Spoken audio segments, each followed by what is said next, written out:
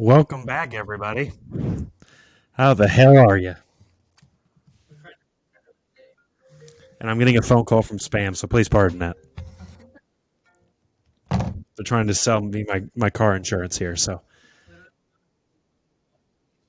yeah, that's kind of how this works at this point. But anyway, thank you for all 1,500 of you on the Facebook page. We love you more than life itself sometimes, so appreciate you. This is episode 2. This is Voices of America. I'm joined by B Man again because we're not saying the other one. Yep, no one likes to be seaman. Um, he's joining me on a secondary device.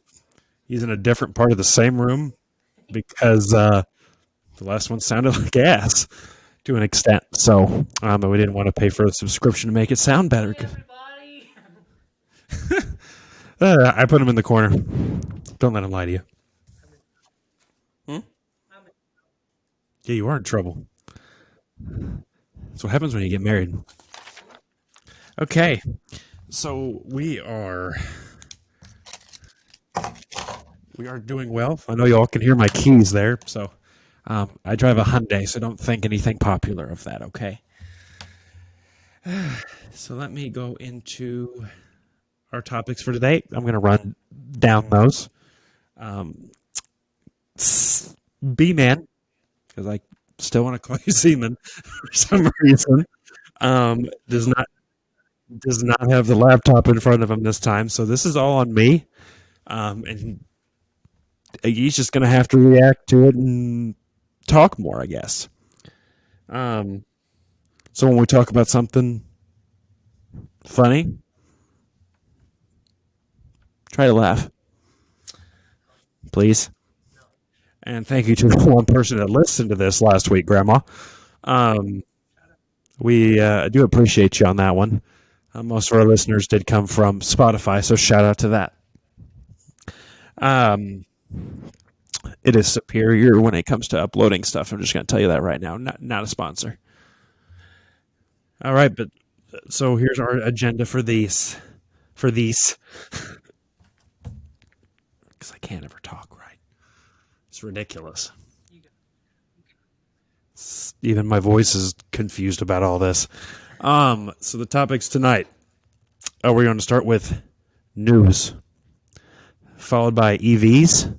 So just the current state of that, and what our opinions are on those. We're ranking Pixar movies this time. So we do have a list of their 25 movies, as well as our thoughts on how good the 26th one will be in June. We're also going to go over our thoughts on the future of Avatar, because there's 5 of those things. I'm very excited. We're also going to go over the most dangerous cities in the world, and B-Man will have to react to that because I have a list in front of me for that as well. And then we're going to rank all states by livability. We love everybody from every state, so no state is actually bad. But this will just rank it based on crime, economy, healthcare, and everybody's favorite, education. If Rhode Island, I don't. You're not even an island. Like, why? So we are back on NPR.com because that's our favorite website, apparently. Um, Even my 4-year-old son likes to listen to their podcasts about news in the morning. So that tells you where we are in the world right now when he prefers NPR over Baby Shark. Um, no, but first of all, how do you think the world's going right now, B man?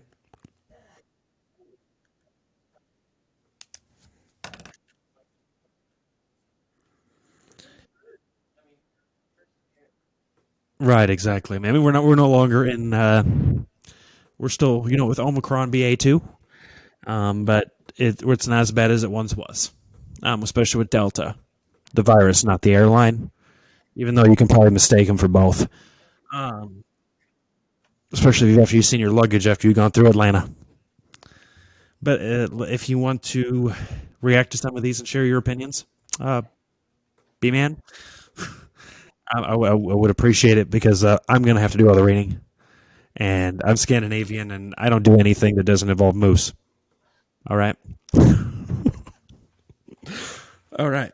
So scientists, this is from the science category, if any of you are curious. Scientists discover an ancient forest inside a giant sinkhole in China. So it does span an area of nearly 3 football fields long, and it's deep enough to hide the Washington Monument inside of it. So essentially, this is a hole covered with trees. I couldn't, I couldn't make a bushy joke here, but I'm not going to. It's like it's kind of like your ex when she doesn't shave for a week. Um, I'm sorry, Mom. No mean to offend you there. But how do you feel about the giant sinkhole in China?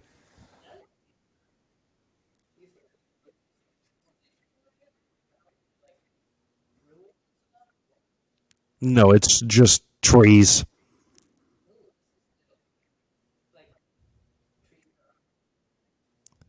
Yeah, they discovered an ancient forest inside of a sinkhole. I have no idea. Carbon dioxide, which is our sponsor for this episode. Carbon dioxide, don't get it. Carbon dioxide, it's everywhere, but you don't want it. Just in case you forgot about our fake sponsors. Last time was water. Now we're doing carbon dioxide because monoxide is sad, so we're not using that one. Um. So, yeah, no. Explorers descended into the pit where they found ancient old trees and other forms of living plant life. Um. I'm not going into this article because we're going to sit here until 3 hours talking about trees. But trees are welcome, and trees are old. Um. Yeah, love trees. Let's make that as awkward as possible. And that's next on the national news scale. So a 911 dispatcher may be or will be fired for allegedly mishandling the Buffalo shooting 911 call. So with the acts of senseless violence in Buffalo last weekend, obviously prayers go out to all their families and the ones that were lost during that time. But this involves that 911 dispatcher that was. Let me check.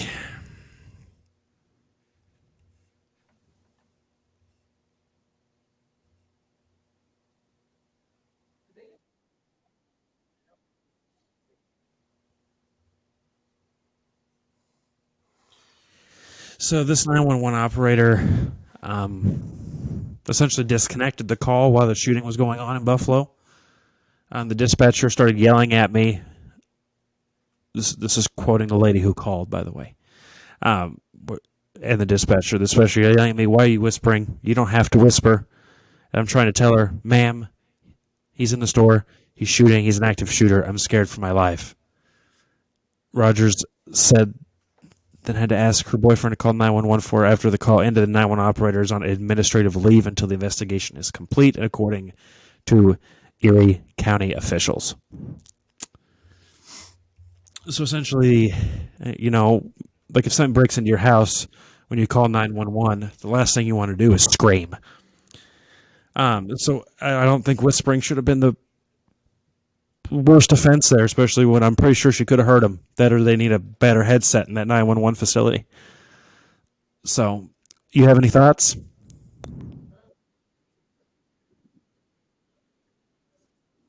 Uh,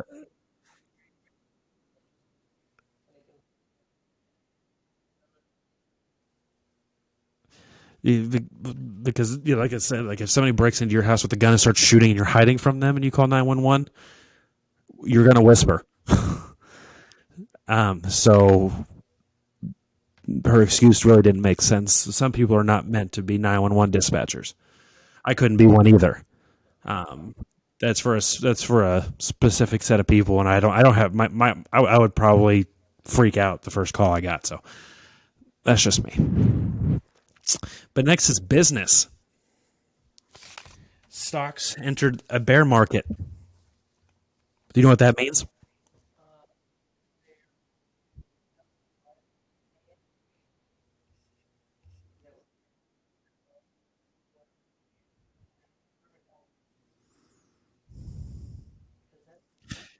So, a bear market is an important barometer of investor pessimism and is symbolic of a deep and sustained market sell off. It is defined as a period in which either a stock or market index drops by 20% or more from a recently high point. So, usually, this is signaling the chance of a recession in the near future.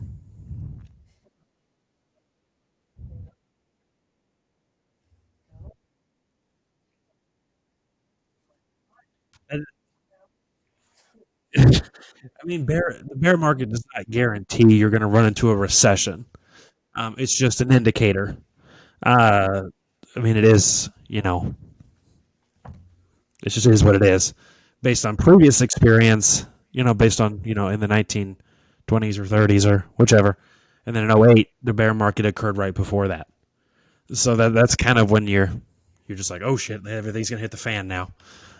That's that's kind of what everybody's worried about there. But it's not guaranteed, so I would not freak out at the moment. Um, I know there's a lot of conversations on here about the COVID um, pill Paxlovid. But if you're curious about that medication, obviously ask a medical professional because that sure as hell ain't us. Um, so, in national news, also, a Jaws actor is named police chief in the town where the most iconic film scene was filmed. Say that three times fast. Yeah, so one of the Jaws actors has a town name, or they are a police chief in that town now, where one of the film scenes were filmed. It says, like, how many F's can you have in a sentence? Do you have any opinions on hairstyles?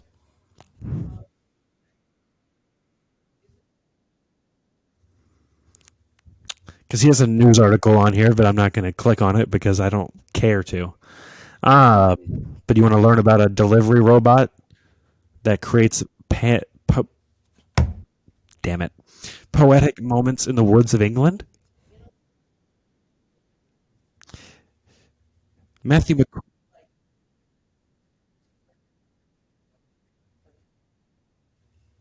Right, exactly.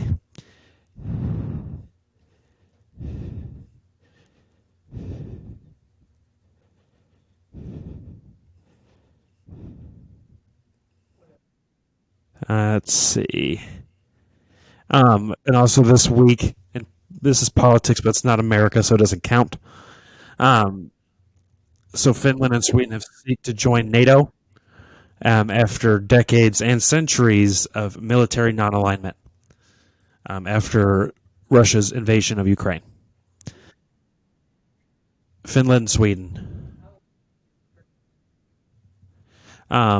just due to Finland having like a 600 plus mile border with Russia, um, I would be kind of scared too, considering the fact they have the most nukes in the entire world. So because they have a lot of place to hide them,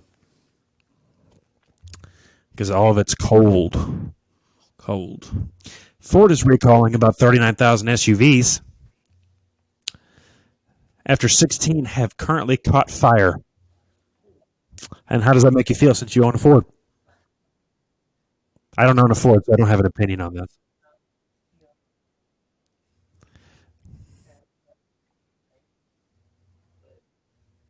So the recall only covers 2021 Ford Expedition and Lincoln Navigators that were built between December of 2020 and April of 21. They're also telling people not to park these inside because they might catch on fire. I mean, there's one way to get your car lit, huh?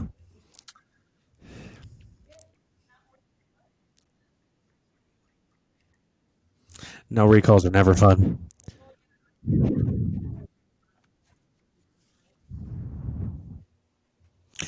Right.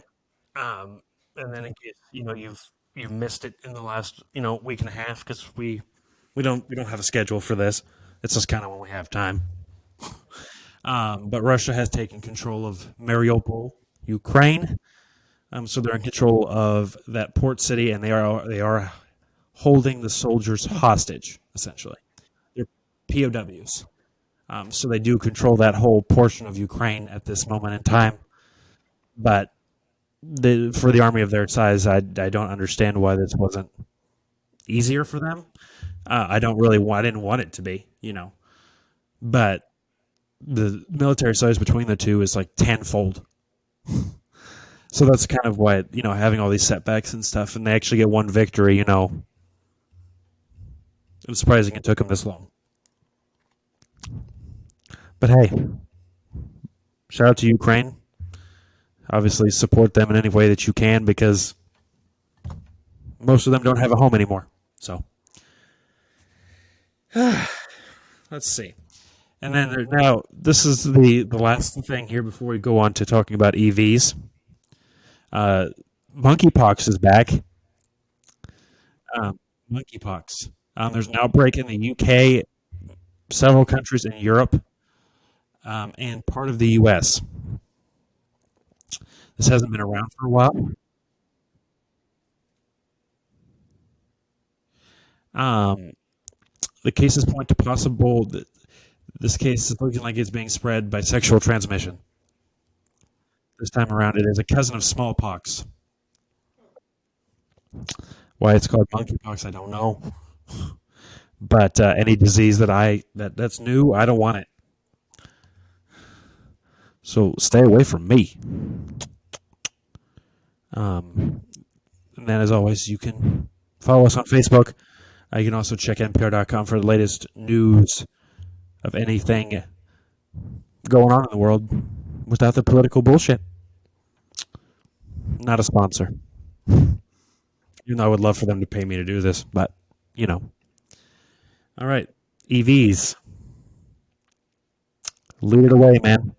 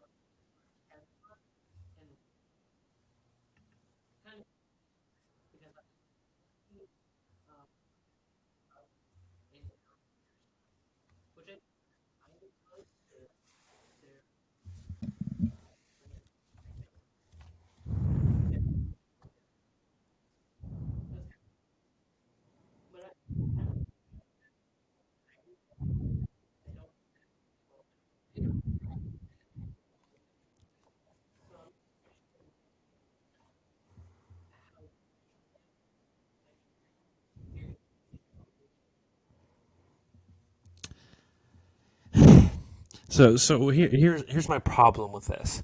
Um, as of so the United States has a long way to go when it comes to building up infrastructure. Um, Tesla is obviously leading that pack by quite a bit.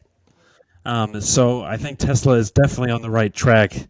But the actual infrastructure that everybody else would use, so Rivian, Ford, Hyundai, Kia, however have you, um, it's just not there, or it's always down, or it just flat out sucks for the most part. I'm just going to be honest. Tesla's going to change their stance probably in the next few years, allowing other people to use their superchargers, probably at an increased cost. Um, right. Yeah. I mean, it's free money. Obviously, it's probably going to be cheaper if you own a Tesla, but their infrastructure is pretty much on point. It works well. Their technology works well as far as that's concerned. Their build quality is a different story, and I'm not going to get into that because that's not what we're talking about. Um, I know you talked about Rivian. Rivian obviously is an American startup. There's, yeah, I think you said blue. I think it's a blue one. That's around here. That truck looks awesome. I'm pretty sure it could probably tow my house if I wanted it to. Um, yes, they are.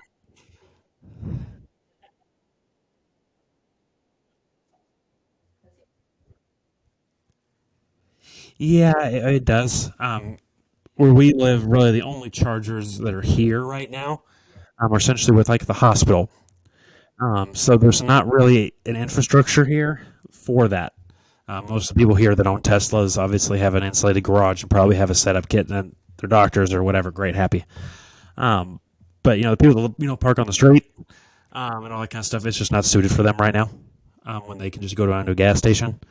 Granted, gas is like $5 a gallon, but you know, it is what it is. Um, the other issue that is more along the bigger manufacturers, so Ford, Hyundai, Kia, any of those, is markups. So when you have like the Ford Lightnings right now, there's some that are 45K marked up in California, which is absolutely ridiculous. But when you look at Tesla and Rivian, it's all sold online. So you don't have that dealership experience that sucks. And plus, you don't, yes, they're more expensive, but you're paying more and you're getting more versus getting a $40,000 truck for $80,000, but it's still worth $40,000 on the inside. You're going to lose out on that in the future. I can guarantee you. Your need for gap insurance is going to be great. They're going to be happy. You're going to buy that. The same thing applies to Hyundai and Kia stuff like that. They're not as outrageous, but there's still people there that are price gouging that. Where Tesla and Rivian, for example, they're controlled by them, and them only. The used markets is different. Obviously, I'm not speaking to that. But as far as the new things, obviously Tesla is number one. It's valued at almost $700 billion. So I mean, it is a very valuable company, but they don't know how to build cars very well. No offense to them. Rivian is number four in solo EV manufacturers.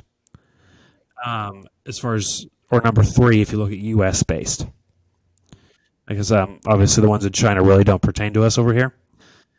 Technically, number two is Lucid, the Lucid Air, which none of us can afford probably, but that is the second biggest at 30 billion. But Tesla also makes solar panels and generators, and then there's Elon over there flying spaceships and buying Twitter. So I mean, and then some of the other notable mentions besides Rivian is Fisker, Proterra, and Hyzon. There's also Lordstown, Fairday, Canoe, Centro, Mullen, and Lightning. And an XL fleet, which I think is trucks, but yeah. Um, but the back to your impact on the environment thing, um, the main issue or the main concern is electricity. Yeah, you're still going to burn fossil fuels. As far as when you to get electricity at this time, in most places, I should say, um, where you're really saving the planet, quote unquote, is when you're driving it, since you don't have any emissions coming out of an exhaust pipe. So it is saving you on that aspect. But the next big question is, what about those batteries in 20 years? Where do they go? You have 100, 200, 300,000 cars that are dead. Where do those batteries go?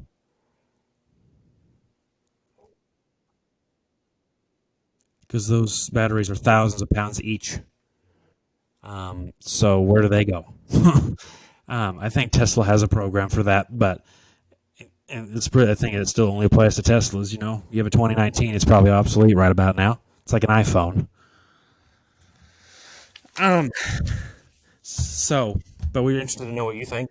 Obviously, share your thoughts on Facebook and all that kind of fun stuff. We'd love to hear from you.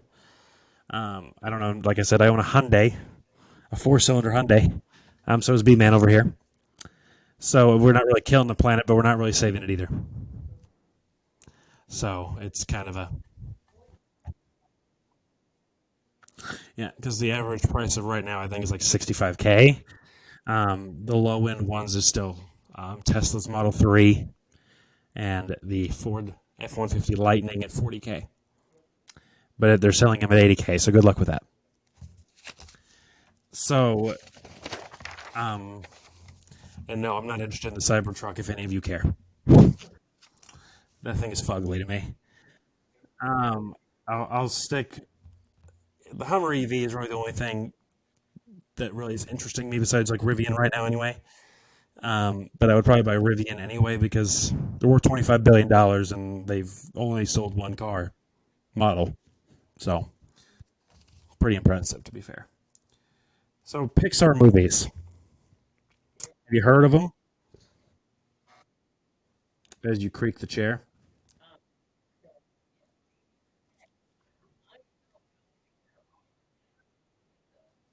Oh, you have rated them. Okay.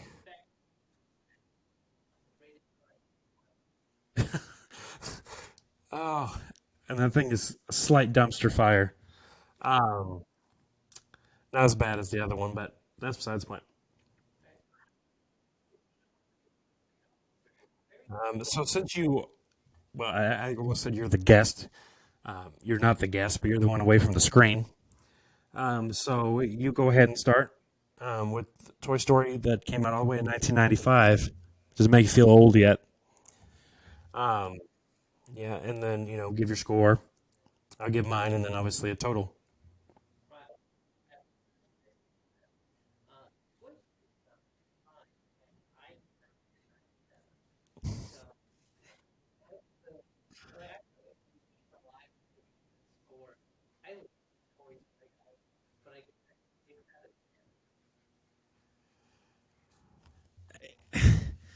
And like you said, it came out in '95. I was born before this movie came out. I was born in '94. So I know I'm going to sign up for AARP here eventually. For triple, yeah, no, it's AARP. Yeah. Um, so I mean, I've even as a kid, I never found interest in Toy Story. Uh, that's just a personal preference. I know there's a lot of history with this. And then obviously I do know like Lightyear that comes out in June will probably be a good film because it's not about toys directly, but just based on its average nature and the fact that when you're like 3 years old watching this movie and it bores you, and it still bores me to this day. But visually and storytelling wise, now that I'm older, I do give it as an average score of 5, just because it is impressive for the time that it was in. But the story to me, I'd much rather taking a nap. Um, at least when I was younger. Now I watch with my son, and I still feel the same way, but I don't take a nap because the dog wakes me up then.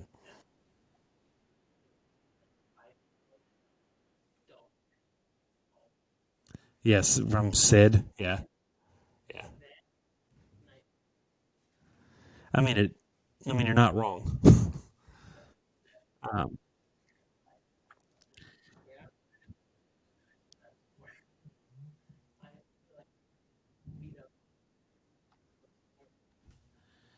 Um, yeah, don't be. This is like I said. These are personal opinions, um, and I'm taking this from when I was a kid. Um, so I'm not going to discount the work that they did on these, because I can't even draw a stick figure. So props out to them. But storytelling wise, this one was not for me. The next one is about the creatures that crawl into your house during the summertime. That's a bug's life. So before you're squishing them, because they're driving you nuts, and you put out 40 things of ant poison, but yet they're still roaming around your house, little fuckers. Um, so a bug's life to me is kind of on the same retrospect as Toy Story. Um, it looks good visually, storytelling wise. This one legitimately, I can't. I could. Oh my fucking god! I can't talk. I could never get into it ever. Um, it was a very weird movie compared to everything else that they've released for the most part. Um, and this did come out in '98. I was 4 years old, so I did watch this. When it came out on the VCR, the VHS. Got it in like 140p. But visuals aside, I'm gonna have to give this a 5.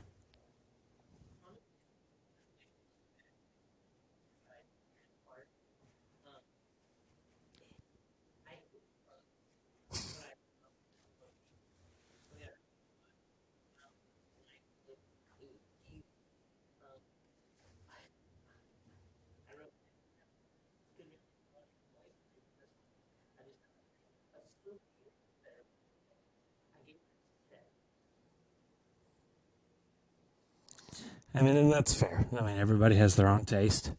Um, I mean, if you're keeping track at score at home, we're 11 for the last one and 12 for this one. Um, will you be surprised who wins? The world might never know because there was no perfect movie score we had on here this time. So there's quite a few higher end here, and you probably know what those are, but we'll see. All right, lead it off. Well, we're skipping back and forth, so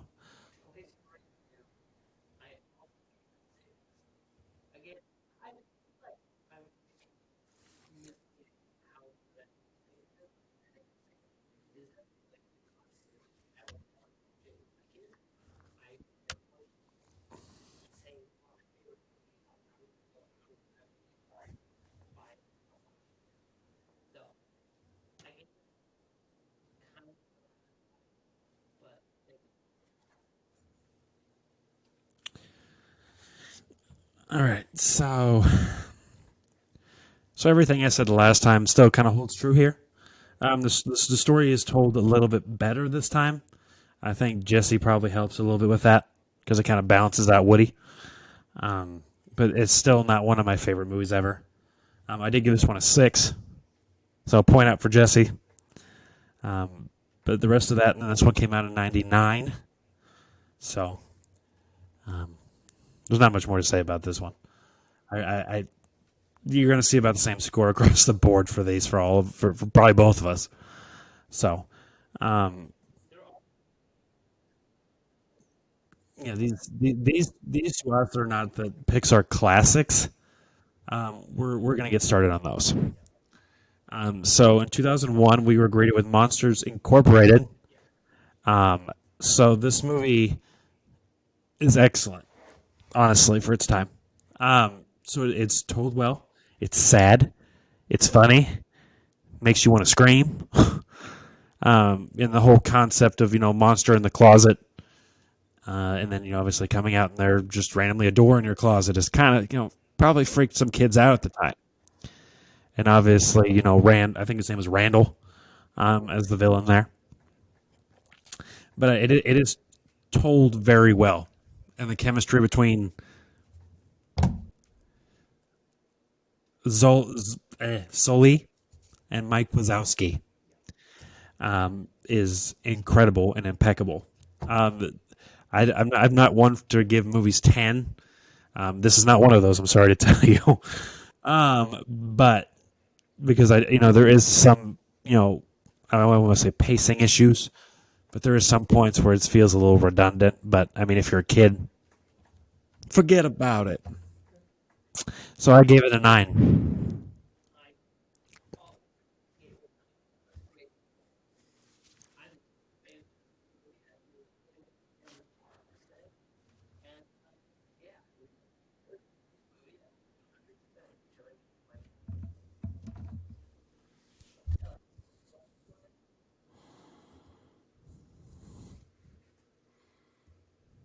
Right, number 5 is all you.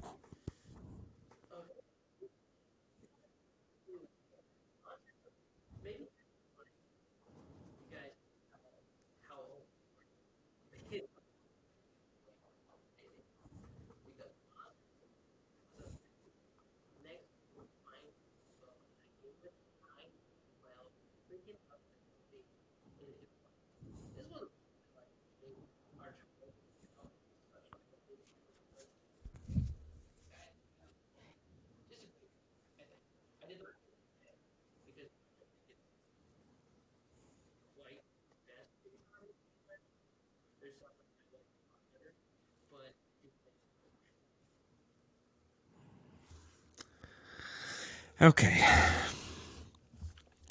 so this movie to me is the pinnacle. Because just because of how the story's told, about touching the butt, and obviously traveling across the sea to find your lost child, and you doing anything for your children, and then obviously the beginning of the movie is just a stab in the gut right away. Which that's not why I gave it a high score, but it's just the way it's told, and the chemistry with Ellen DeGeneres before all the controversy. All right, with how mean she was for staff before you want to think of something else. Um, and then between, I don't remember who played Marvin. I'm sorry, but the chemistry there, and then his actual desire to help find his son. That is like a 5-star dad right there. And it's what every parent aspires to be, I should say, or wants to be. I know none of us are perfect. I get that, but it's that image and just how it's portrayed and how well that movie is. Obviously the sharks are great, jellyfish are great, Crush is fantastic. My my dude. So I gave this a 10. This is a movie I'll still watch to this very day, and it never gets old to me. Um, it's just one of the best movies, hands down, ever. Uh, Animated wise, you ain't changing my mind. um, but as far as number 6, we had a difference here too. We had a difference in a lot of these actually. Is The Incredibles. So this movie is also fantastic, but obviously off the heels of Finding Nemo. This was about 1 year later in 0405. I don't. This one with this whole superhero family thing is pretty well fleshed out. It obviously has its issues. The villain is obviously not the most convincing, but it is well enough done for what they can do at the time. Pacing's good. I mean, everything else is fantastic. The chemistry between the characters is spot on. It's a dysfunctional family. What? You can't get any more accurate than that, except people can pick up the table and run away. But I gave this a 9.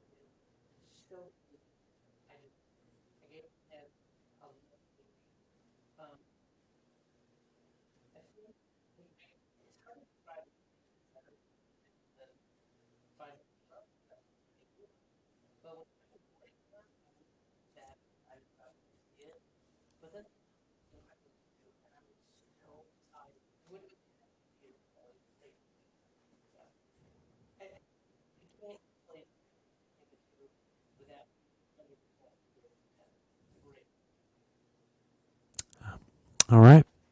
You lead us in with Cars.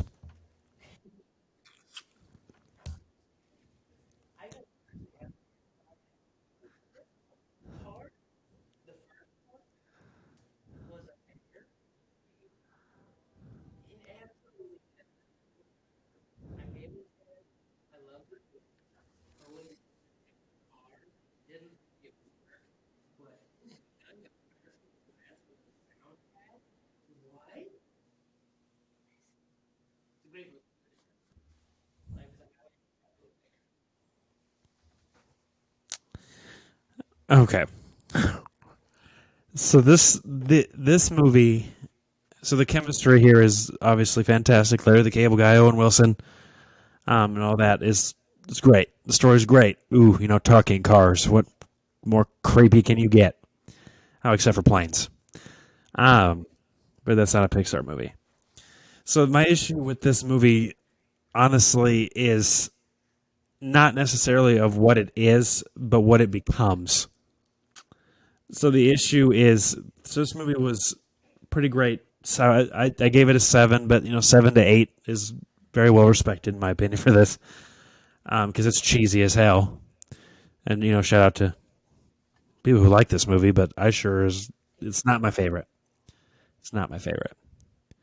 Um, but my issue with it is what it becomes later on, because essentially this Toy Story doesn't, for me, doesn't get any better, doesn't get any worse, right? This one, I don't know if they hired the homeless guy on the corner of Fourth and Maple when they made the sequel to this film, but the issue is what this becomes more than anything.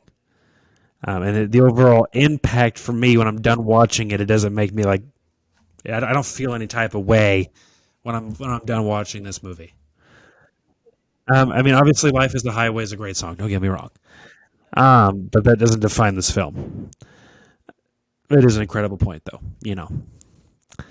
But for me, it is average above average, especially when you compare it to the movies that came before. Especially Monsters Inc., Finding Nemo, Incredibles, and then obviously Cars was out in '06. So I was like 12 years old. Getting old, guys, I'm going to tell you. But, which that is a possibility. But I did give it a 7 as a final score. And I mean, I'll stick with that. I mean, but it can deserve an 8, even if I really wanted it to. But the issue is more of how the story progresses later on. It's not handled as well as Toy Story is, in my opinion. All right. So, let's talk about the ratatouille. Almost a rat potato. Um, so this movie's adorable. Beyond it, it's absolutely fantastic. Some of the storylines are kind of strange to me, as far as the relationship between I don't remember what his name is now, Bernardo or something. Is it Linguini? Oh goodness, that's great. Unobtainium from Avatar. Um. Anyway, besides the point, fettuccine alfredo over here. Like the actual, like the time away from the restaurant, or the time when he's essentially with his family, the rat, of course, just doesn't flow as well as I think it could have. It's kind of hard to pick how I would make that better, but I wasn't necessarily all impressed with the movie when it was away from its main focus. Not saying it's a bad movie. I still think I gave it a 9. It is a classic in my opinion. But I have to nitpick with some things because I didn't give it a 10, so I had to have an explanation. So, on to you.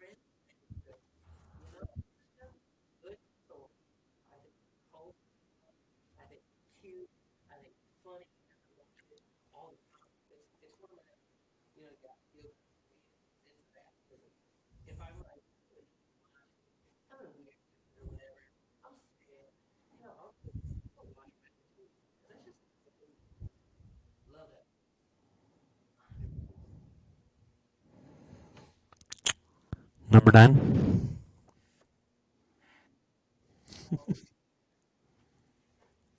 Wally.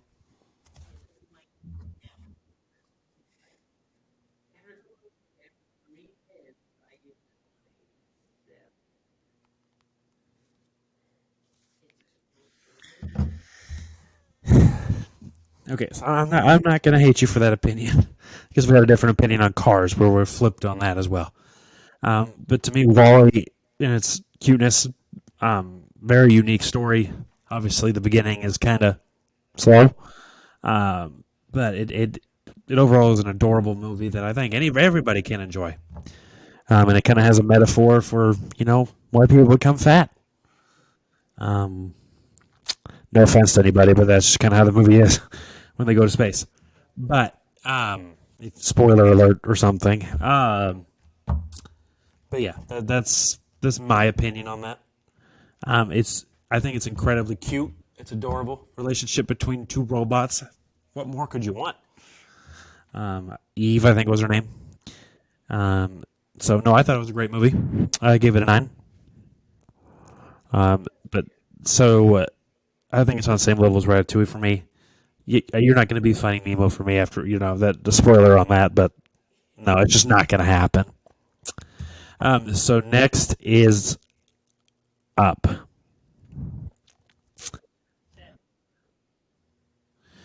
So it is a sad movie. Straight out of the gate is a giant punch. Um, I'm not the world's biggest fan of the villain sequences towards the end. Myself, it is cute when you have Russell and Doug, who my dog's named after. Um, but it's one of those things where it's sad and it's cute and it's adorable. But when they try to get, I don't really want to use the word violent. But when they get angry at one another, you have old men smack each other with canes, and you're just like, great. Um, I don't like that part as much as I probably could have. Obviously, in the henchmen are dogs, but that goes with the theme. So, but I did also give this one a 9. This is my third 9 in a row. So,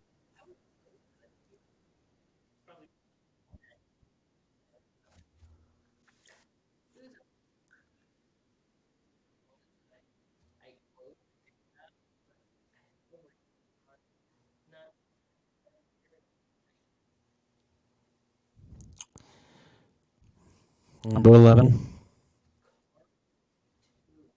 No, you should be on Toy Story 3.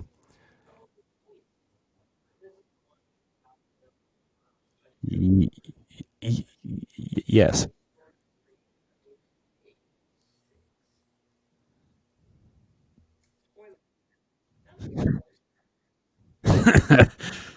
I mean, we kind of already we pretty much shared this from the get go on this. Um, I mean, I'm obviously my reason is the exact same as the last two, and I think his is also. Yeah, it looks better, but that doesn't give me points in an animation movie because that's not really what I care about. Um,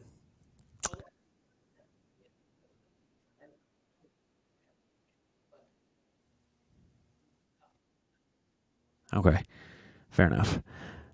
So I gave it a 5.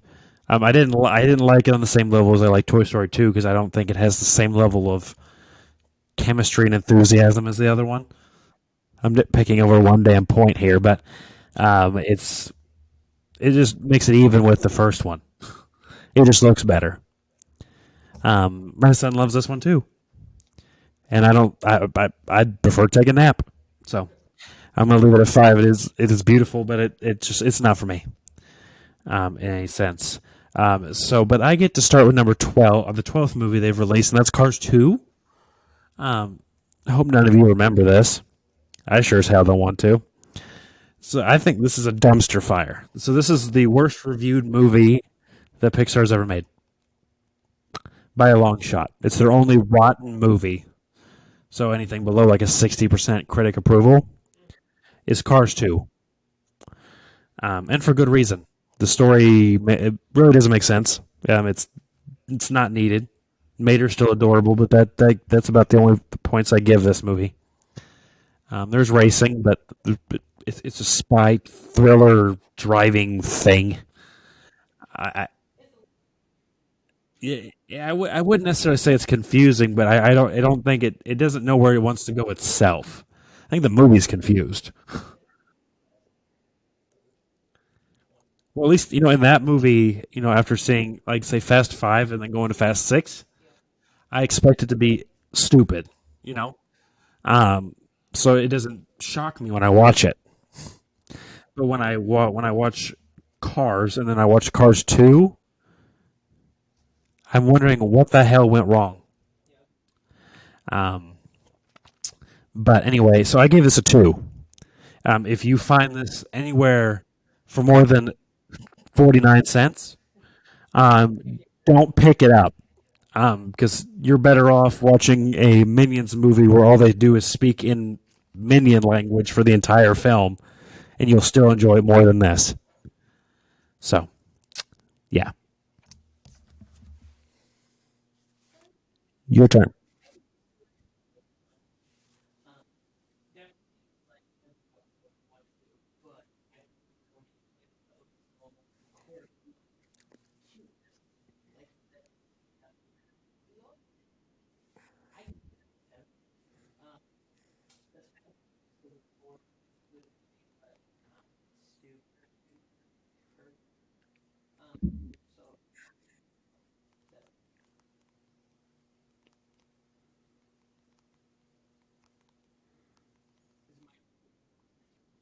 It's your turn.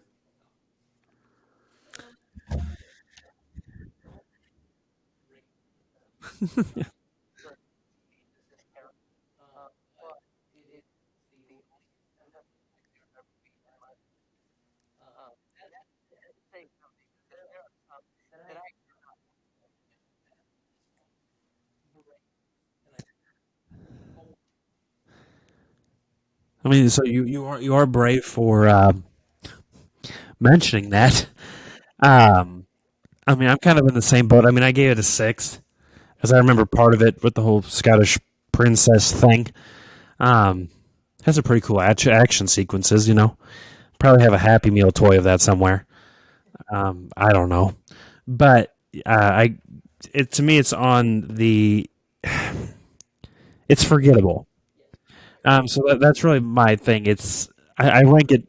I gave it a six when I initially did this assessment, but I think I want to give it a five, make it even with Toy Story. And I'm going to scribble that, and you're all going to hear it. You're going to love it.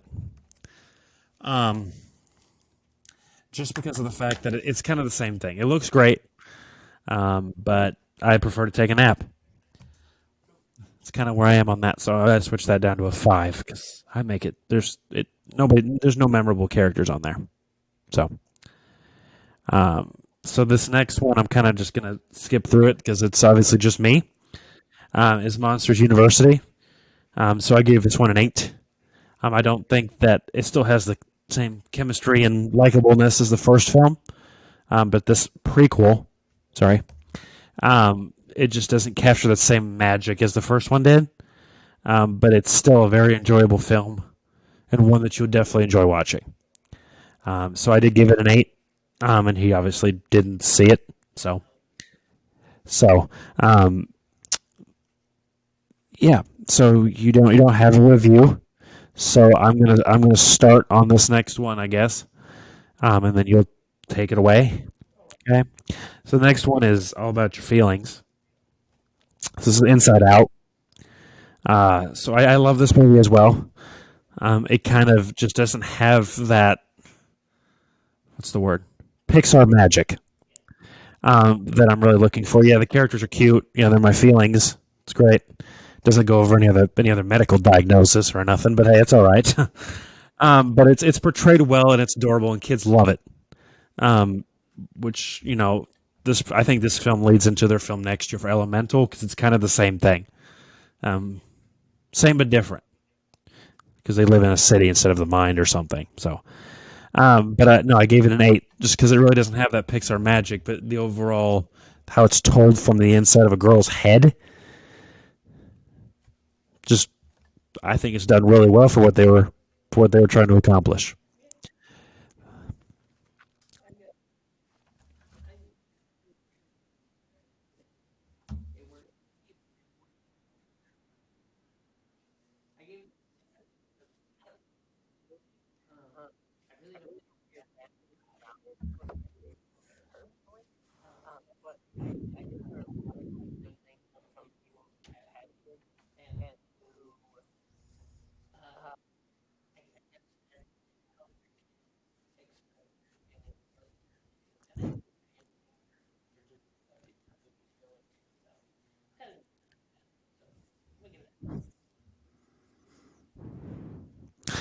All right. Um, I know we're going to confuse the hell out of people here, but uh, so we kind of disagree on this next one. There's a good guy, the good dinosaur. So this is one of those pre-COVID. Let me reiterate my statement here. It's one of those Pixar movies that no one went to see, and I don't know if this. I mean, I don't really understand why this movie was dogged on so much when it comes to people not wanting to see it. It never really made sense to me until I watched it. To me, it's the characters are adorable. It still to me does not have that Pixar magic. Looks fantastic, but to me the story overall wasn't the most interesting, and I would almost prefer to take a nap. That's my rating scale now, if you didn't know. But I give it a 6.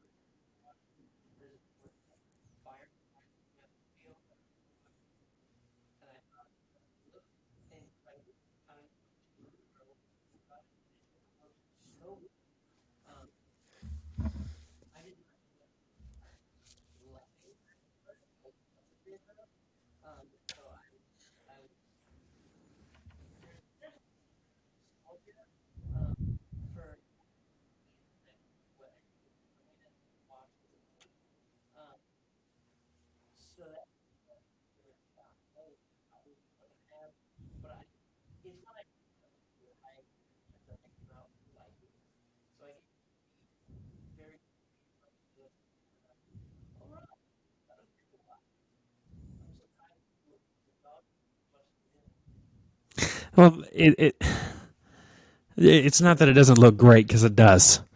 Um, the really weird thing is obviously that good animation is obviously followed through to the next film.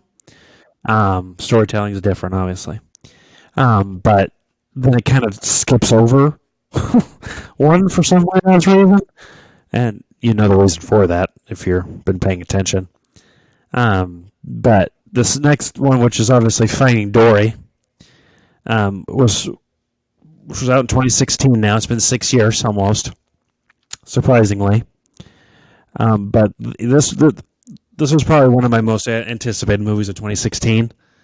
I'm not even gonna lie to you, because the moment that I saw this trailer, I knew I was going to this movie and watch it in the movie theater. I was gonna do it, but after watching it though, and this is probably because I set my expectation at like a 12. Um, I left it disappointed to an extent. It's still a good movie, but it doesn't do near enough that what Finding Nemo did 13 years prior. It doesn't capture that same, oh, and the whole story itself, while the additional characters are adorable, with like the beluga whale or whatever, and the was an octopus. Um, it just doesn't do enough for me. It's like it doesn't capture what the first movie did, so I gave this an 8. It's not a bad film by any stretch of the imagination, but it's nowhere. It's not near what Finding Nemo did years prior.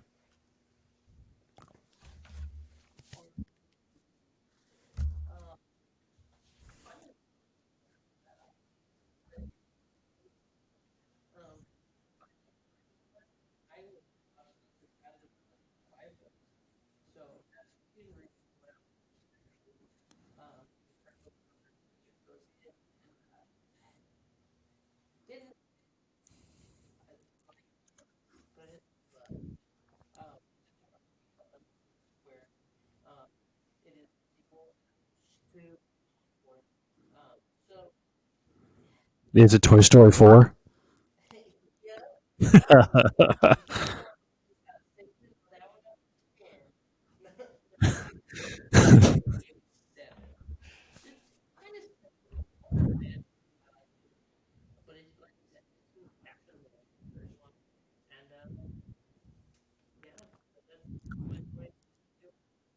All right, no, that's fair. So I'm going to ask you a question because you rated the next movie the exact same. Do you really believe that Cars 3 and Finding Dory are on the exact same level?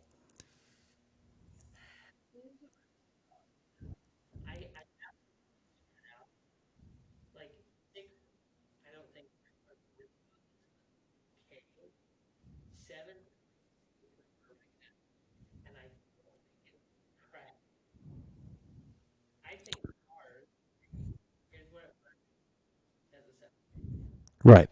Yeah.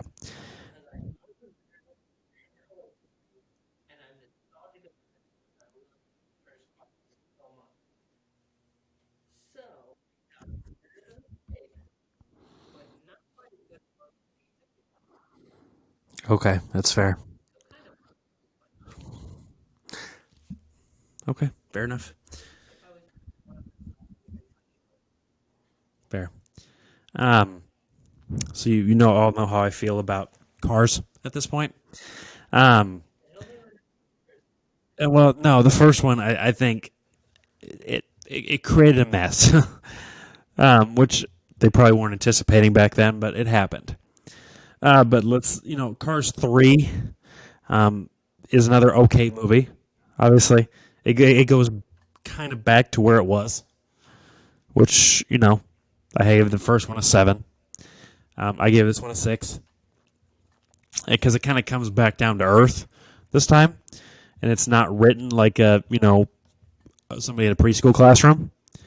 They're smarter than the screenwriters in Cars 2.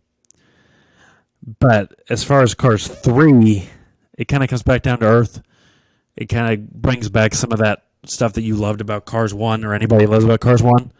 But I don't think it captures everything that Cars 1 was at the time. So I'm sticking with a 6 because I don't think it's as good as number 1, but it's better than number 2. Anything's better than number 2, except for the Eternals. I gave that one a 0. But yeah. So I know you stuck with 7 on that one. Um, the next one I know you didn't see, which you're missing out, my dude.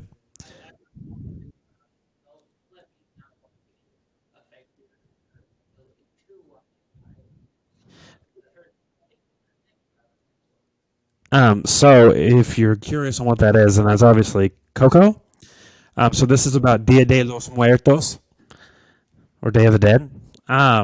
It essentially tells a story about a young kid trying to find essentially his dad among people who have died, essentially like in the world of the dead. Um, the storytelling, the visuals, the overall impact that this movie kind of sets as a tone um, is phenomenal. This is one of the better or one of the best Pixar movies in my opinion. It's obviously it doesn't beat Finding Nemo, so I obviously can't give it that score. But it's something that I would suggest you watch right now.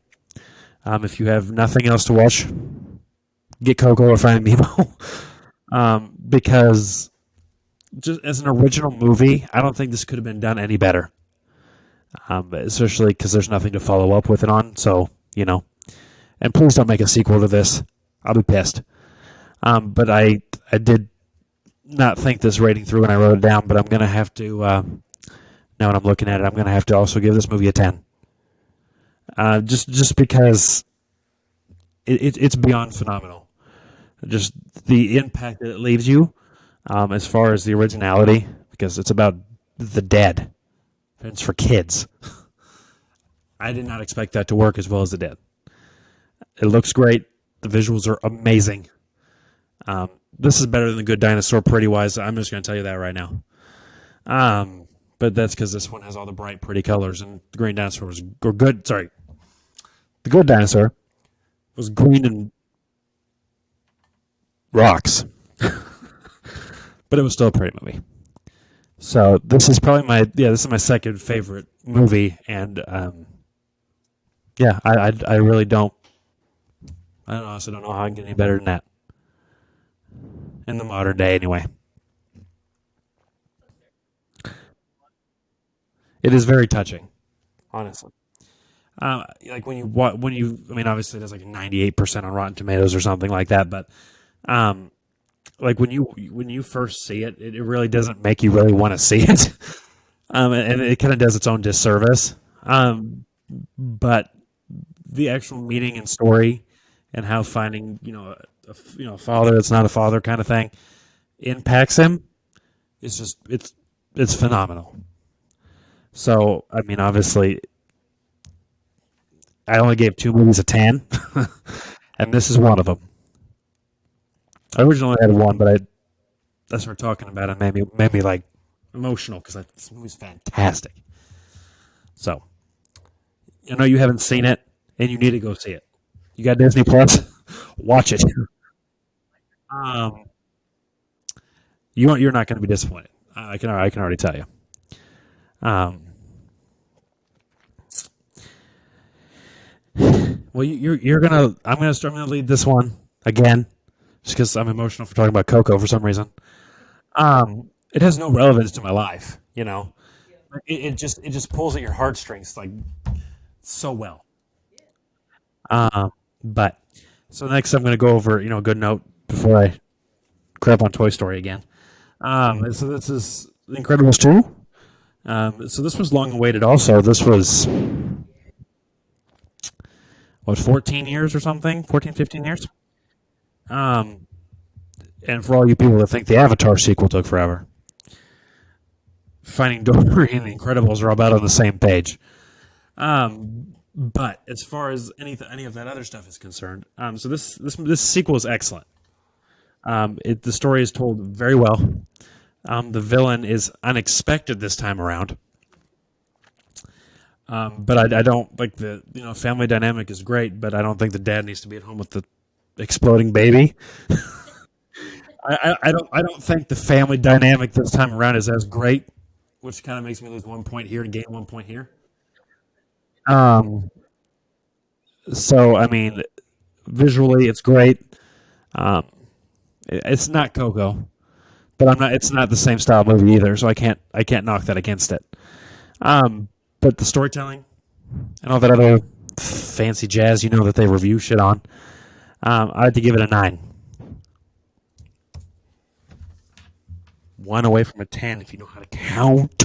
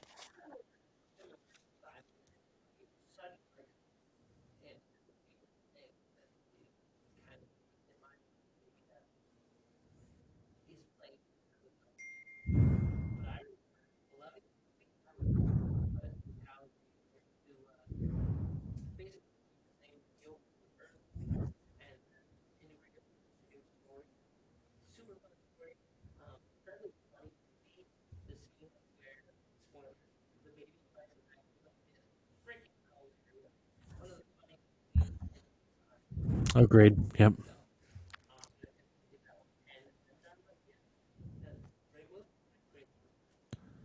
So it just to let you know it does not go uphill from here. Um, they're most of these next ones are not bad. I'm just gonna be honest.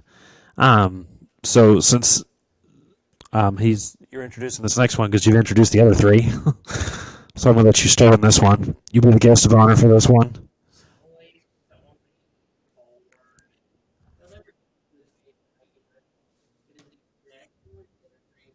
We're gonna give you 5 seconds to figure it out.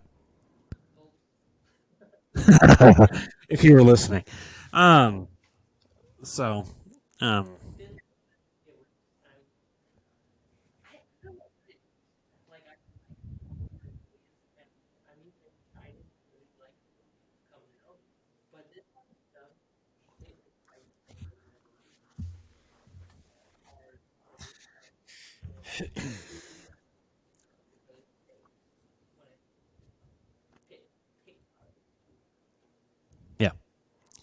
don't disrespect the picks.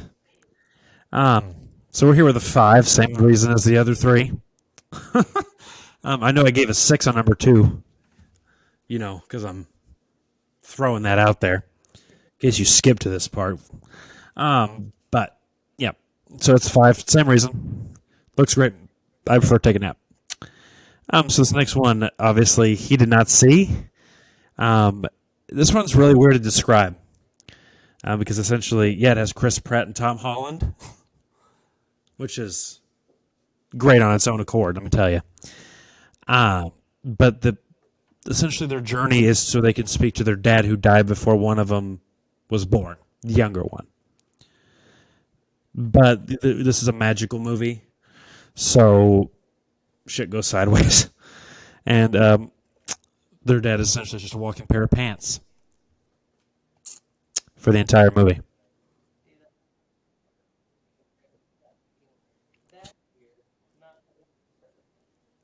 Right. So that premise on its own makes it sound crazy. Yeah.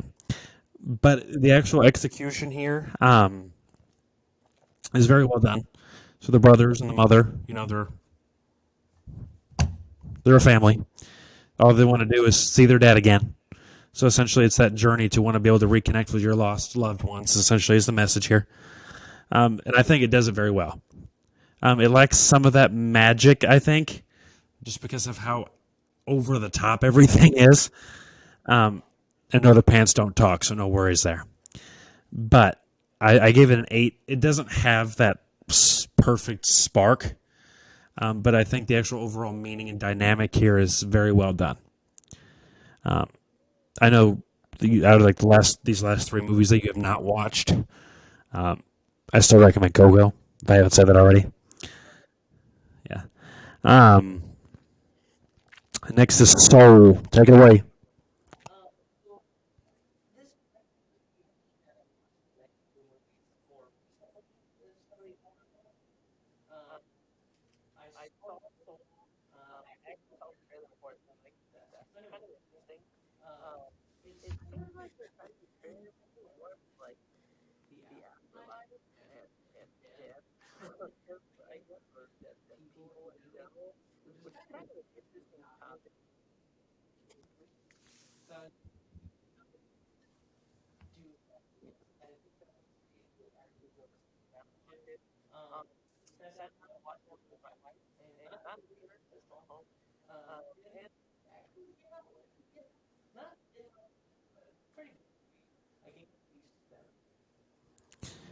And I kind of want to put a disclaimer on this, but Onward, Soul, Luca, and Turning Red, which are these last four movies we're talking about right now, were all also released on Disney Plus. So the opportunity to see any of these on the big screen was negative, especially around here. uh, Onward played here at the start of the pandemic, and then obviously Turning Red played here for like a week. So Lightyear is going to be their first major release back into theaters. So that'll be interesting to finally be able to go back and see a Pixar movie in theaters again. Because the last one I saw in theaters was The Incredibles 2. So, because Toy Story 4, I didn't want to watch it anywhere besides Disney Plus. um, but anyway, with Soul, same thing. It's an okay movie. It's very well told. And this is one with Jamie Foxx. And the overall, meaning with life and love and all that kind of thing. I think it's well done, but it doesn't go above and beyond, And they're in a more difficult time for this movie, and I understand that. But it's not terrible, but it's not a masterpiece. So I gave this one a 7 as well. So number 24, for all you fuckers counting at home, is Luca. So now my son loves this movie to death. It is adorable movie. It's cute. Some of the accents are a little bit over the top for their own good, even though they might be real. I don't know.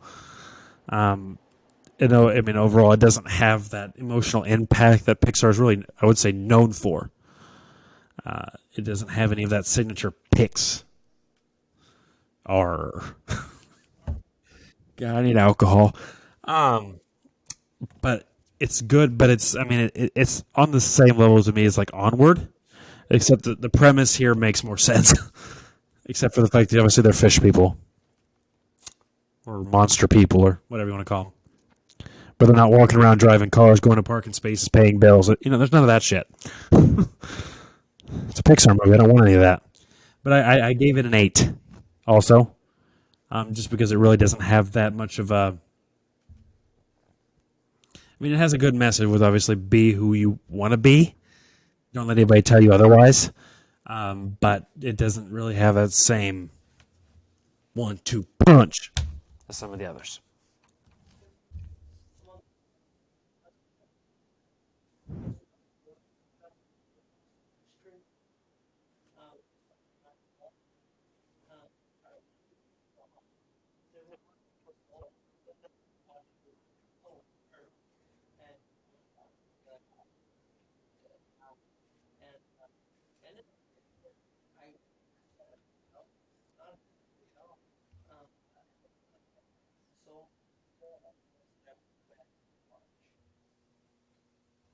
Right.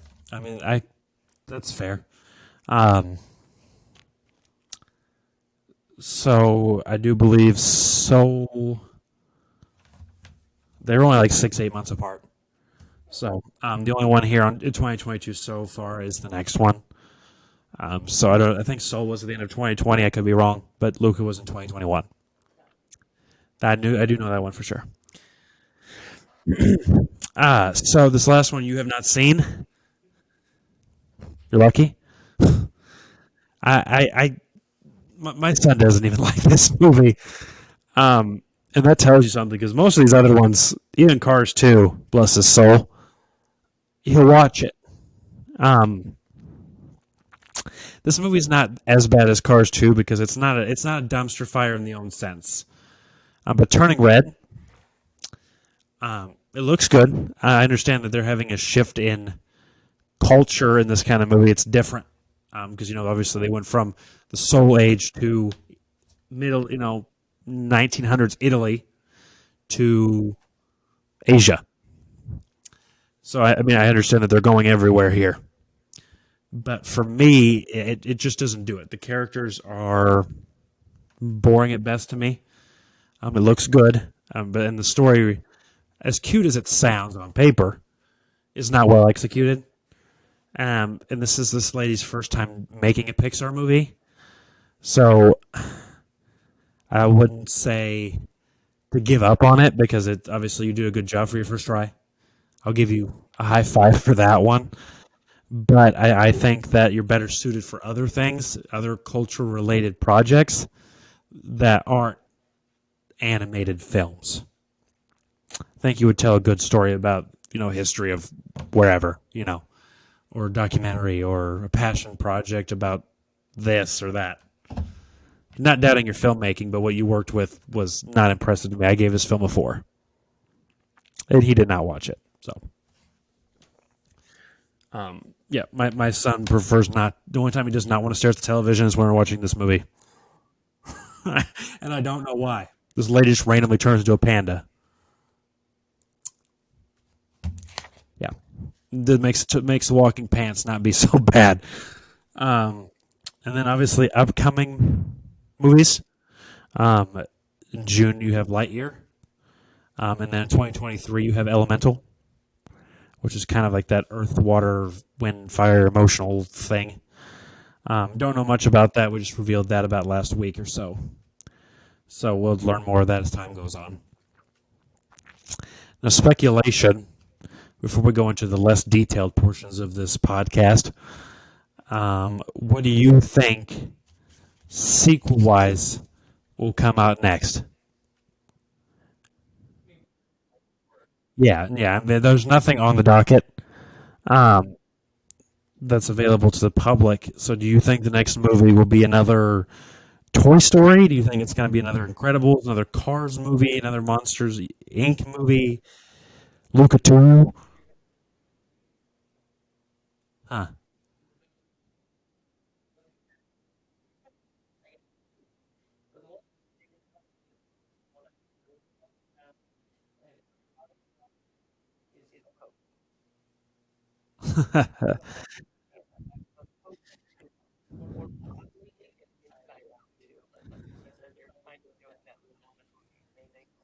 Kind of, yeah.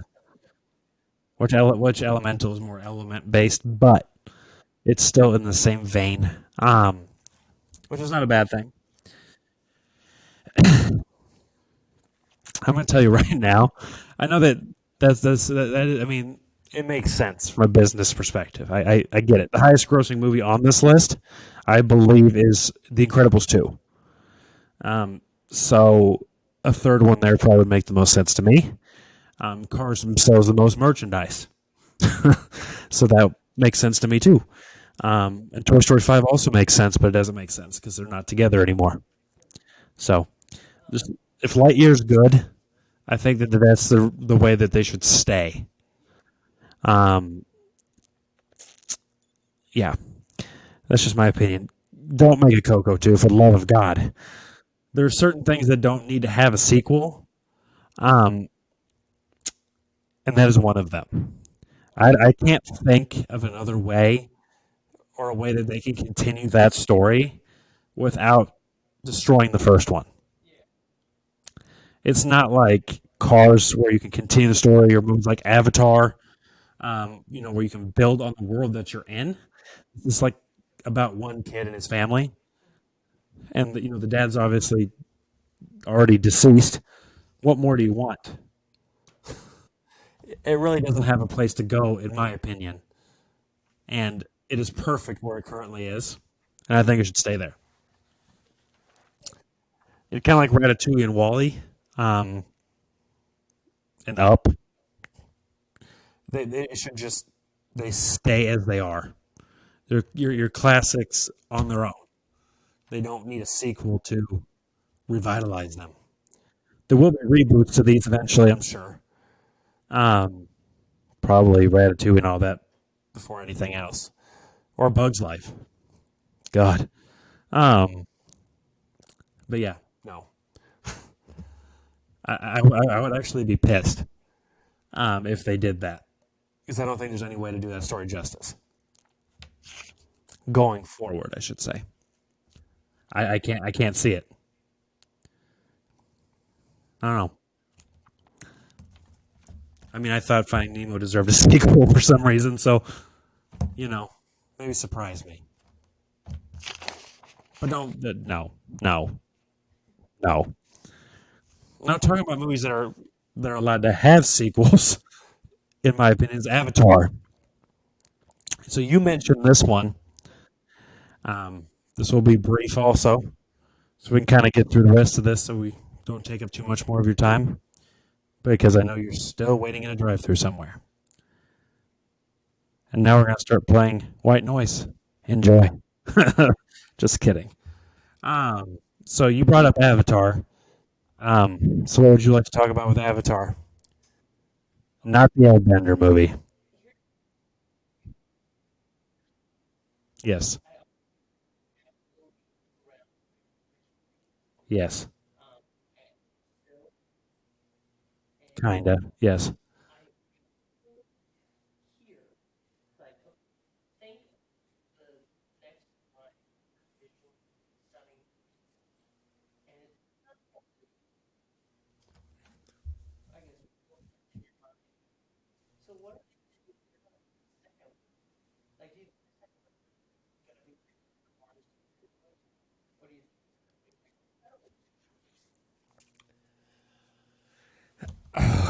Okay. So there's one thing that I've learned about watching James Cameron movies is you never doubt James Cameron. So even he didn't make the sequel to Terminator. Um, and, yeah, it wasn't as great as the first one. I will admit that. But I don't think he's ever really made a bad movie that he's directed. Personally, he has made movies that he's produced. We don't need to go through that. But everybody does has bad movies they produced. But in this opinion, I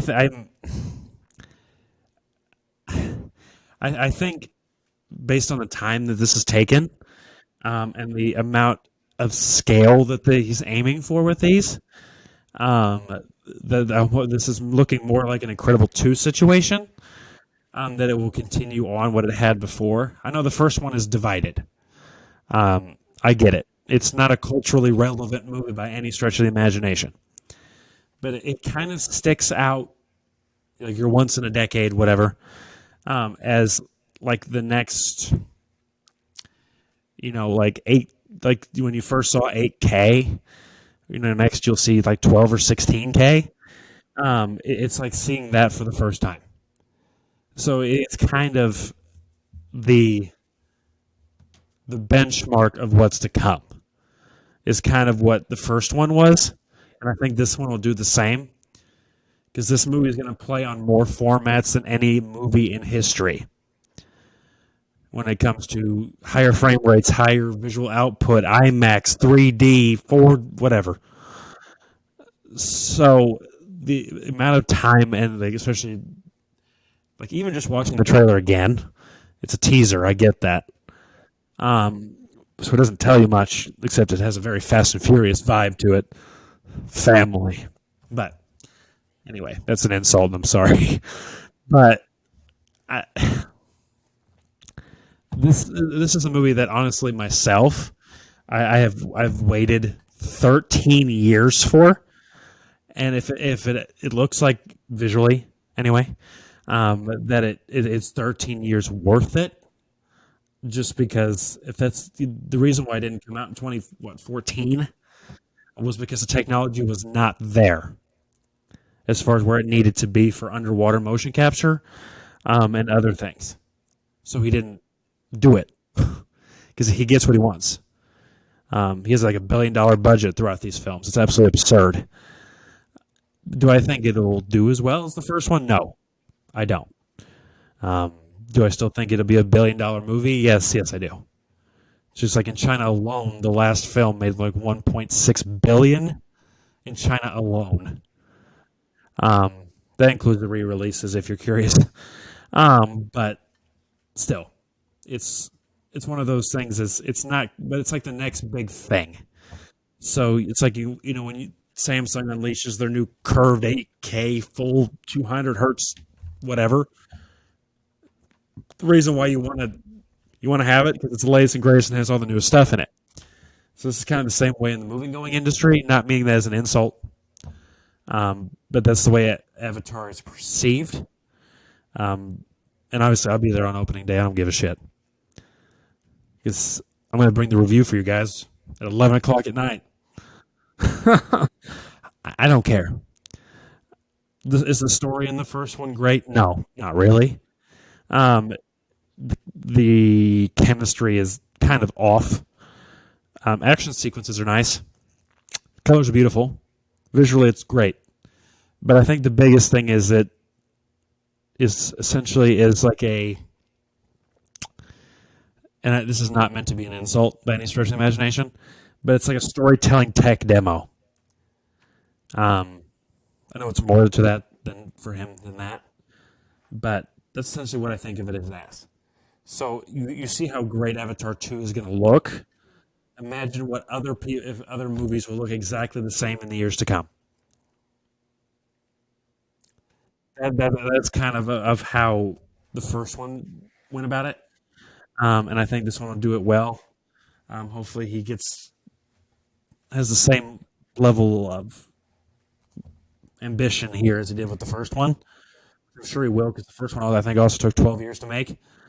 Because he started on it as soon as Titanic was done filming. So that's a 12-year gap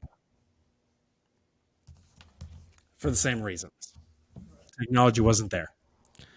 So, and what James Cameron wants, James Cameron gets. One of the most decorated filmmakers in Hollywood. For a different reason than some others, but yes. Okay. So what do you have any other thoughts or opinions? I know we haven't seen much. I do think Disney's going to pull out the full trailer as far as with Thor, probably. That's just kind of how I see this going because that's how Disney is. But we don't have nothing there is confirmed, obviously. So I'm waiting for a full story trailer.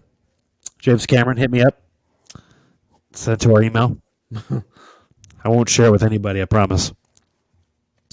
But any other thoughts, opinions, questions, concerns? And as far as that,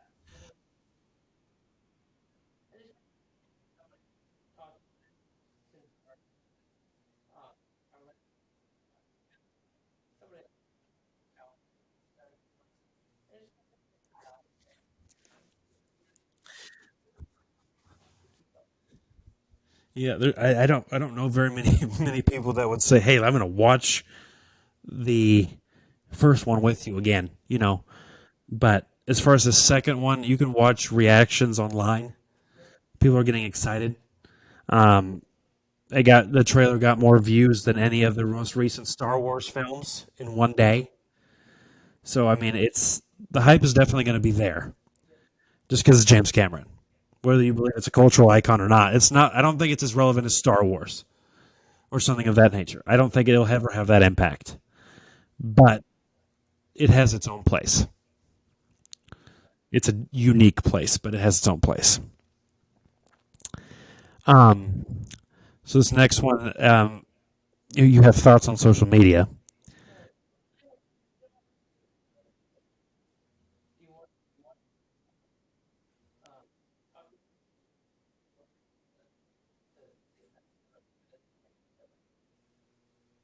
right?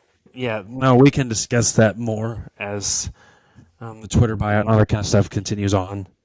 Um, and then as far as with Meta and Facebook, Instagram, we share those opinions on the next episode, just so we can go into a little bit more detail because I know you guys really love learning about social media right now because Elon Musk cares, so everybody else cares. So, how interested are you in crime?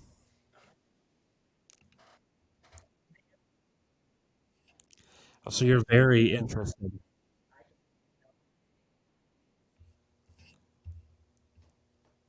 All right. So this is from whatever, .com. These resources are provided by them. And this is as of May 2022, so the current fucking month that we're in.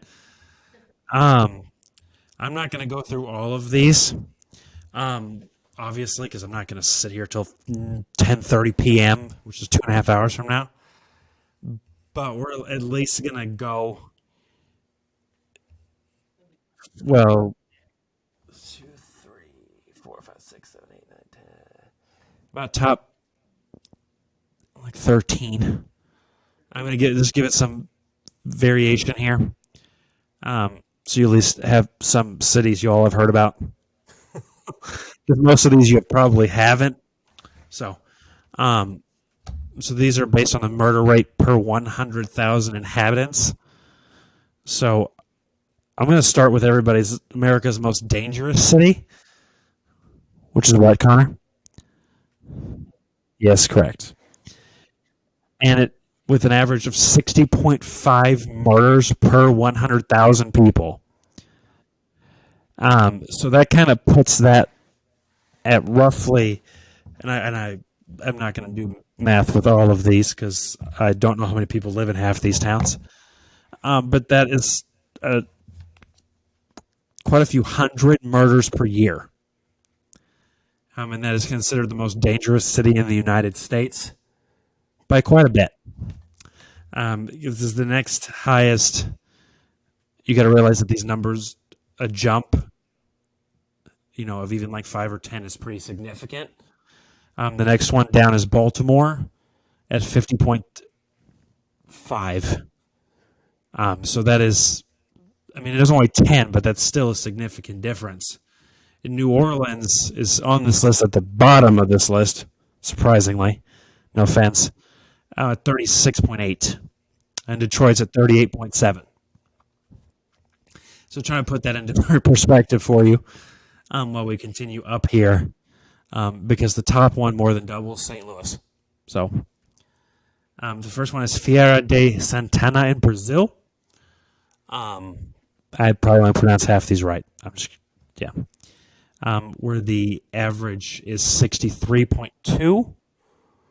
And these as an average. So obviously, if like we're a town of like 45,000 people has 1,000 murders a year, that we're obviously at the top of the damn list. So just saying. Um, and then we have Cancun, Mexico at 64.5. Belém, Brazil at 65.3. Cape Town, South Africa at 66.3. Fortaleza, Brazil at 69.1. This is still about 20% higher than St. Louis at this moment in time, so if that scares you. Next is Natal, Brazil at 74.7. I definitely ain't going to pronounce this right, but Ciudad Guayana, Venezuela at 78.3. Irapuato, Mexico is at 81.4. Ciudad Juarez in Mexico is at 85.6. Ciudad Victoria is at 86.1. Caracas, Venezuela is at 99.9. Acapulco, Mexico is in 111. And Tijuana is at 138. So we don't have it that bad. um, that is that was almost terrifying.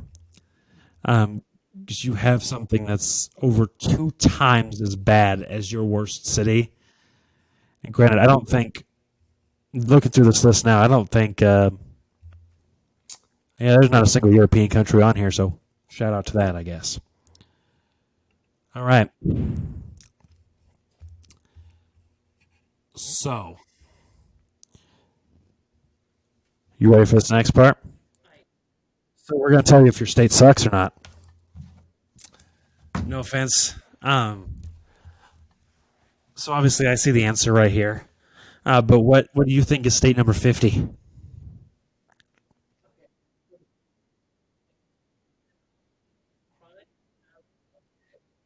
Yes, sir.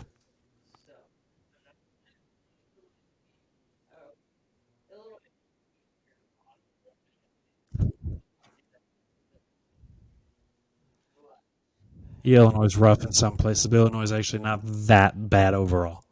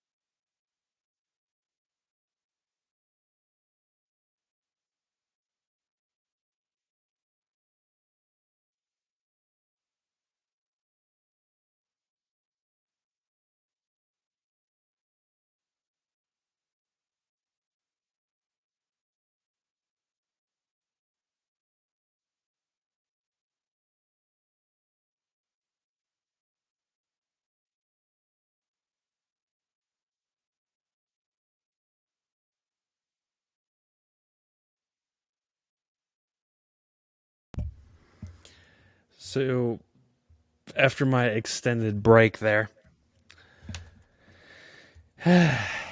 sorry for that. Um, I got to get back to this state.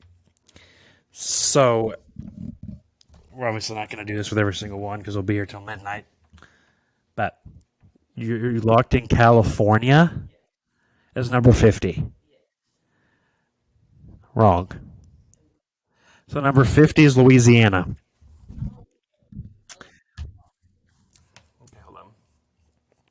Is it in the crime, economy, healthcare, education? I'm making sure because I can't see the top of this list. So they are number 50 in crime. The lower is the worse, or the higher is the worse, sorry. They're 49th in economy, 45th in healthcare, and 48th in education. Number 49 is Alabama. They are 45th in crime, 45th in economy, 46th in healthcare, and last place in education. And that's not something to be proud of, guys. Just saying. Number 48. This one's probably a given. I'm probably not surprised why it's not number 50, but whatever. Is Mississippi. This gets a bad rap everywhere, so I mean, it is what it is. I've never been there, so I'm not judging it. I'm just reading off a piece of paper. But it's only 26th with crime, 48th economy, 50th with healthcare. Ouch. 46th with education. That hurts. It means they have the worst access to healthcare in the United States.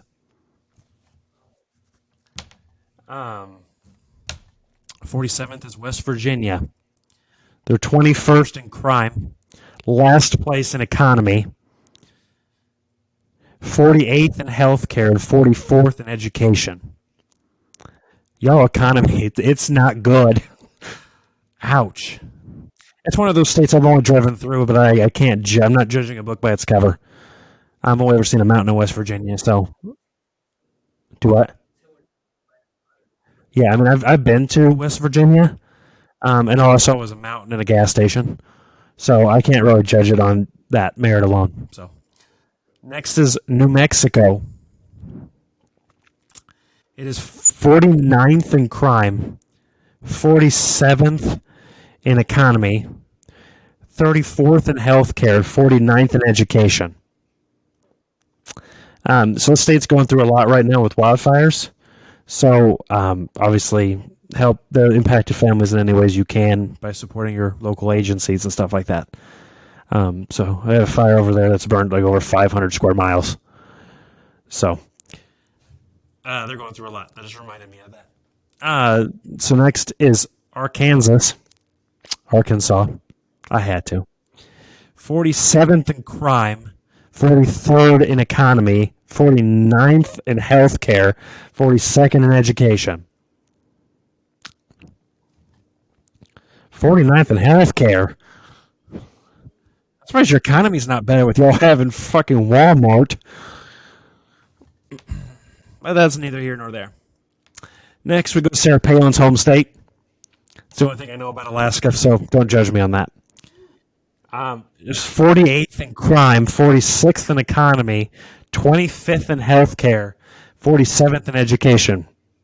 So y'all are average on taking care of your people. That's good. That's kind of the important one there. So, what a list. How about bottom 10, top 10? Because I'm already at 44. Okay. So 43 is Oklahoma. It's 41st in crime, 34th in economy, 47th in healthcare, and 39th in education. Woo! Everything's okay in Oklahoma. Next is South Carolina, the evil brother to the north. Just kidding.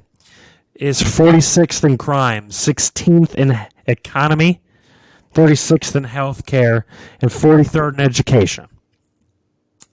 Number 40. 1. guess I can't count. It's Pennsylvania. Surprisingly, this state, home of America's Liberty Bell, is 37th in crime, 44th in the economy, 21st in healthcare, and 32nd in education. Could be better. It's kind of an F. But hey, it is what it is. And number 40, that's everybody's favorite bluegrass state, Kentucky. It is 11th in crime, 39th in economy, 44th in healthcare, and 38th in education. So that is the bottom 10. So we're just going to go through this. So if your state's between 39 and 11, if we don't mention it. But because we live here, what number do you think Illinois places? 35? 25?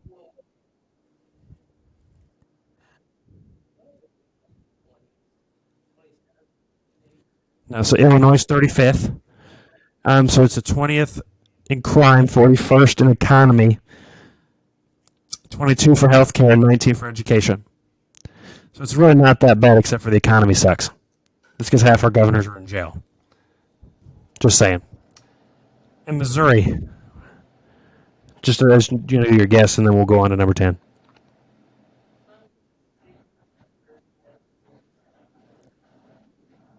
$27.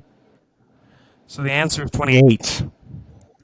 It's 44th in crime, 23rd in economy, 41st in healthcare, which that doesn't make sense. St. Louis has fantastic hospitals. So is KC. And then 27th is of education. That makes no sense to me. But their roads are not much. Never mind. I'm not even going to get into that. All right, number 10. I need your guess for number 1, and I'll hold you to it. And it's not California.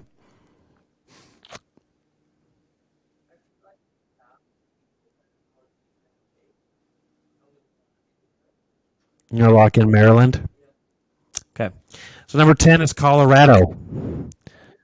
It is 29th for crime. It is the best for the economy. It's 12th for healthcare and 11th for education. Colorado's a really good place to get away. It's not good if you have allergies, though. Just word of advice. Number 9 is Nebraska. Why, I don't know. 24th in crime, 21st in economy, 27th in healthcare, but 6th in education. So Nebraska's a pretty good place to go to school. So Massachusetts. It's number 8. It is 4th for crime, 7th for economy, 2nd for healthcare, and it is the best for education. It's also one of the most expensive for education. Obviously. Number 7 is Virginia. It's 9 in crime, 25 economy, 18th in healthcare, and 7th in education. So all around an above average place to live. You're also close to the nation's capital. You care or not, I don't know. Number 6 is Maryland. 22 in crime, 26th in economy, 8th in healthcare, and 13th in education. I don't know how they rank this, but this doesn't seem right to me, but whatever. But yeah, that's number 6. Number 5 is Vermont. It's number 2 in crime, 29th in economy, 11th in healthcare, and 8th in education. 4th is Utah. I didn't expect that either. 12th in crime, 2nd in economy. It is booming out there, and Salt Lake City is beautiful. 9th in healthcare, and 10th in education. So it's booming out there. You like Colorado, but you want something that's less congested with millennials? Utah. 3rd is Minnesota. I don't know why. 16th in crime, 18th in economy, 10th in healthcare, and 17th in education. It's just way too fucking cold. I don't know how y'all do it up there, bud. A 2nd is New Hampshire. First in crime, so they're the best crime rate in the country. 13th economy, 16th in healthcare, and 5th in education. Do you have a guess for number one that's not Maryland?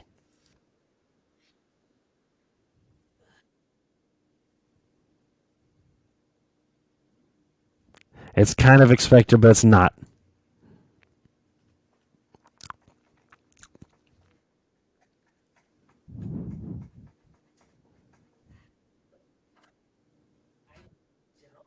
You don't? Okay, that's fair.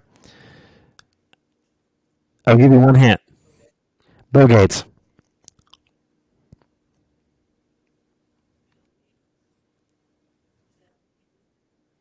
That is a hint, actually, because it has to do with what he created. And that is based in what state?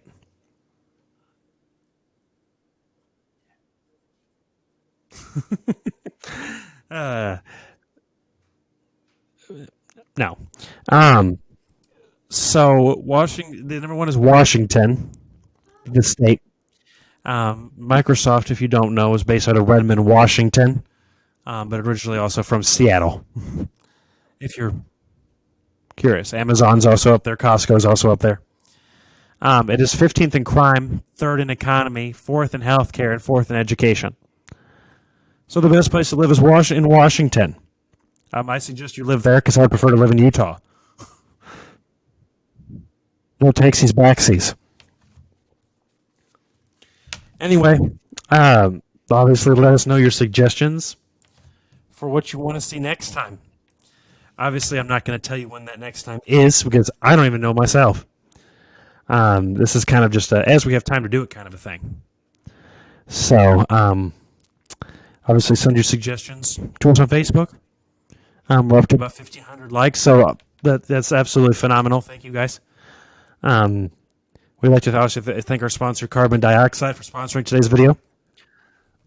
They didn't pay us. We do it out of charity. But yeah, always, voices be heard. us@gmail.com. If you want to send us suggestions there, you're more than welcome to. You cannot send us any mail, but you can send us an email.